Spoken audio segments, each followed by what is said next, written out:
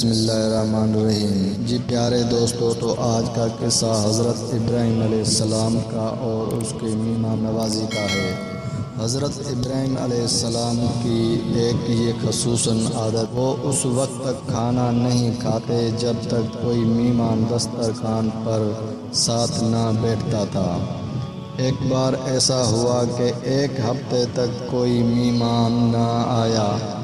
آپ گھر سے نکلے اور خیال سے کہ کوئی مسافر مل جائے گا تو اسے مہمان بنا لاؤں گا۔ اس کی تلاش میں انہیں ایک بزرگ بوڑھا شخص نظر آیا جو بھوک سے برا حال تھا۔ حضرت ابراہیم علیہ السلام نے اسے گھر لے آئے اور دسترخوان پر بڑی عزت اور احترام سے بٹھا دیا۔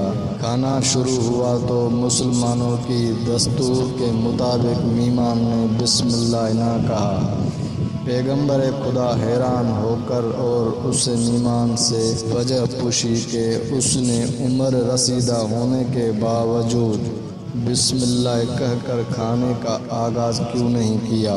بوڑھے نے مہمان نے جواب دیا، اے ابراہیم، میں نے ایسا اسی لیے نہیں کہا کیونکہ میں ایک مسلمان نہیں ہوں، میں تو آتش پرست ہوں۔ حضرت ابراہیم علیہ السلام نے یہ سنا تو انہیں افسوس ہوا کہ ایک ایسے شخص کو مہمان بنا کر لے آئے ہیں جو مسلمان نہیں تھا۔ انہوں نے اسے دسترخوان سے اٹھا دیا۔ اس وقت وحی نازل ہوئی کہ اے ابراہیم، ہمیں یہ بات خوب معلوم ہے کہ یہ شخص ہماری جگہ پر آگ کو معبود جانا جاتا ہے اور اس پر آتش پر کرتا ہے، مگر اس کے باوجود ہم تو اسے 100 سال سے روزی بیچ رہے ہیں، اور ایک تو ہی ہے کہ تو اسے ایک وقت کا کھانا نہ دے سکا۔ اسے ناپاک تصور کیا اور دسترخوان سے اٹھا دیا۔